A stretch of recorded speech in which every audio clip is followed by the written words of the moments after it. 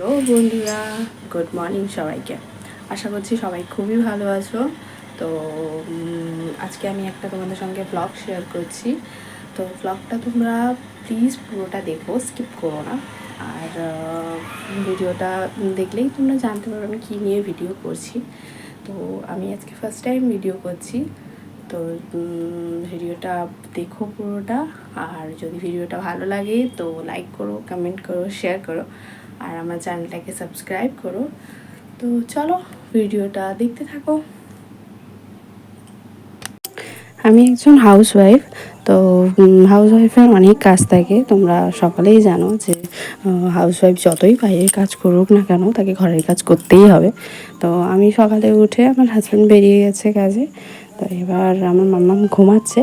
তো সেই জন্য ও ঘুমাতে ঘুমাতে আমি সকালের সমস্ত কাজগুলো শেষ করে নিই, যাতে ও উঠলে ওকে আমি পুরোটা টাইম দিতে পারি। কেন ও প্রচণ্ড দুষ্টু, ও উঠে পড়লে আমাকে ছাড়া একদম থাকবে না। তাই জন্যে আমি সকালের কাজগুলো খুব তাড়াতাড়ি করে নিচ্ছি। তো এখন আমি বাসনগুলো মেজে নিচ্ছি, তোমরা দেখছো। তো বাসনগুলো মেজে গুছিয়ে দিলে তারপরে আমি অন্যান্য কাজগুলো করব। আর আমি খুব মানে আওয়াজ না করে বাসনগুলো মাজি, কেননা আমার মাম্মামের গান প্রচণ্ড পাতলা, ও একটু আওয়াজেই উঠে পড়ে। আর ও উঠে পড়লে প্রচণ্ড বদমাইশি করে, সেই জন্য আমি খুব আস্তে আস্তেভাবে একদম সাউন্ড না করে আমি বাসনগুলো মেজে নিচ্ছি।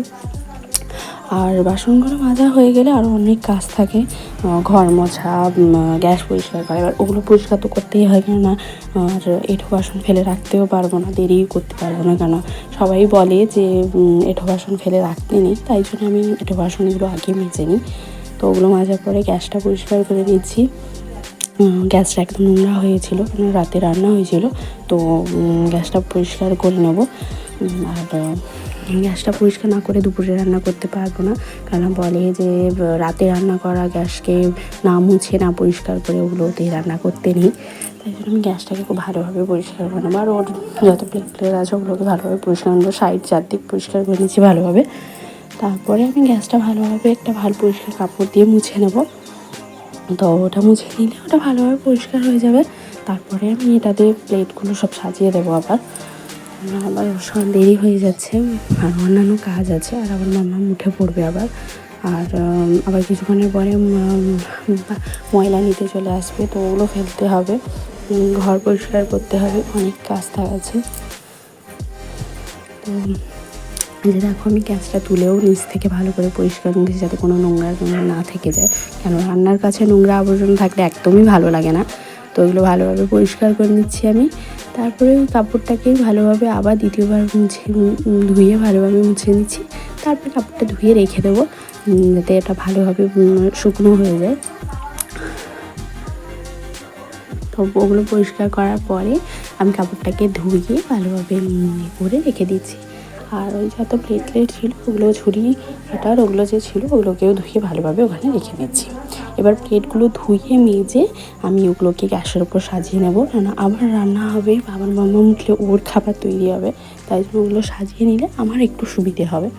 তো ওগুলো আমি ভালোভাবে মেজে করে রেখে দিচ্ছি। তারপরে ওগুলোকে আমি করে ওগুলো সব গুছিয়ে মুছে রেখে দেবো। তো তারপরে দেখো আমি ঘর মুছতে চলে এলাম।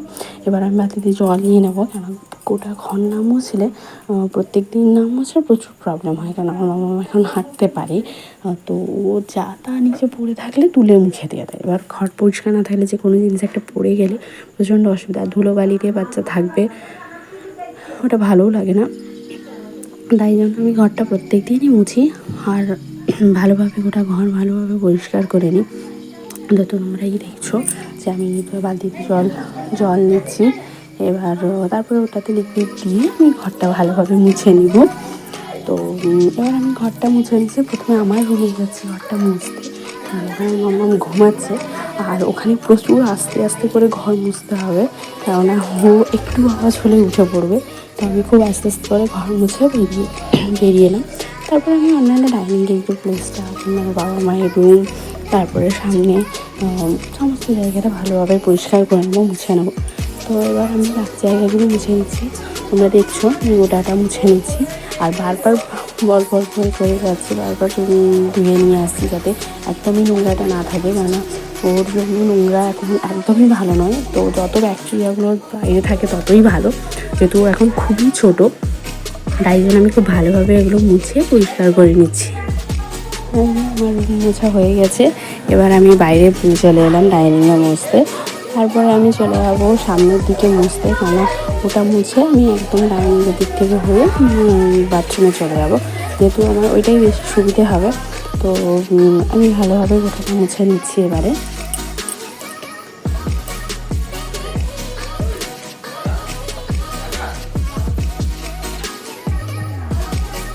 এবার আমি সামনে চলে এলাম মুছতে, ওখানে যেতে যাচ্ছিলো, ওখানে আমি ভালোভাবে পরিষ্কার করে নেবো পুরো জায়গাটা।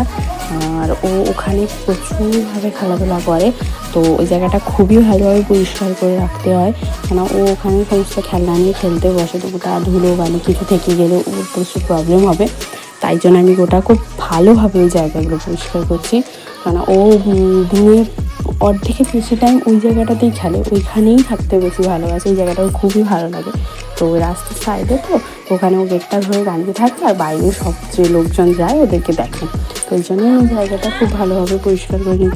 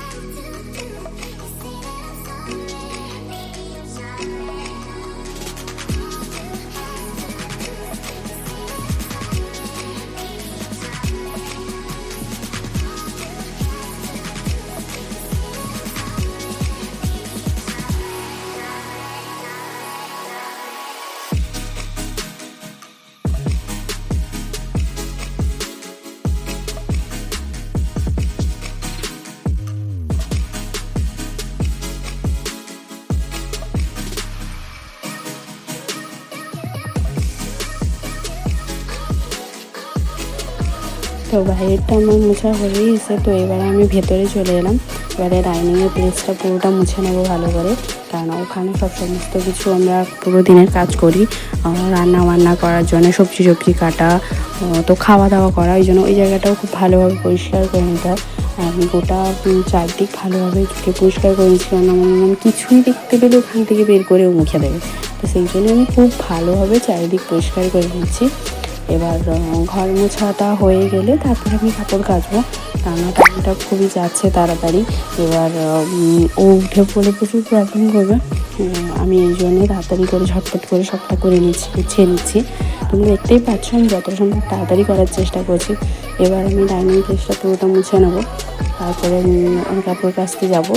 তো আমি ও যদি উঠে পড়ে ও হাঁটতে শুরু করে দেবে, তো বিছানা থেকে নেমে পড়লেই গোটা ঘুরবে, এই জন্য আমি ফ্যানটা চালিয়ে দিয়েছি, যাতে গোটা শুকনো তাড়াতাড়ি হয়ে যায়, যাতে ও স্লিপ করে না পড়ে যায়, সেই জন্যে আমি গোটা চারদিকে ফ্যান চালিয়ে দিয়েছি। প্রতিটা রুমে ফ্যান চালিয়ে আমি ঘরটা মুছি, যাতে খুব তাড়াতাড়ি শুকনো হয়ে যায়, যাতে ওর কোনো প্রবলেম না হয়, সেই জন্য আমি গোটাটা ফ্যান চালিয়ে দিয়ে ভালোভাবে চারদিক মুছে নিচ্ছি, যাতে ওটা মোছাও হয়ে যাবে আর ওটা শুকনোও হয়ে যাবে, তো ওর কারোরই কোনো প্রবলেম হবে না, কেউ কোনো কিছু পা স্লিপ করবে না, আমারই বা কোনো প্রবলেম হবে না। তবে এবার চারিদিক ভালোভাবে মুছে নিচ্ছি। তো ডাইনিং প্লেসটা মুছে নিয়ে আমি একদম সোজা বাথরুমে চলে যাব, ওখানে কাপড় কাচার আছে, ওখানে কাপড় কেচে তারপরে সমস্ত কাজ করবো, আমি ফ্রেশ হব, তো তারপরেও আমি তোমাদের সঙ্গে কথা বলতে পারবো। তো যতক্ষণ কাজ করছি আর কথা তো বলতে পারছি না, তো খুবই খারাপ লাগছে আমি কথা বলতে পারছি না, কিন্তু কি করব, সকালে কাজ করতেই হবে, এই জন্য সকালের কাজগুলোই আগে কমপ্লিট করে নিচ্ছি ভালোভাবে।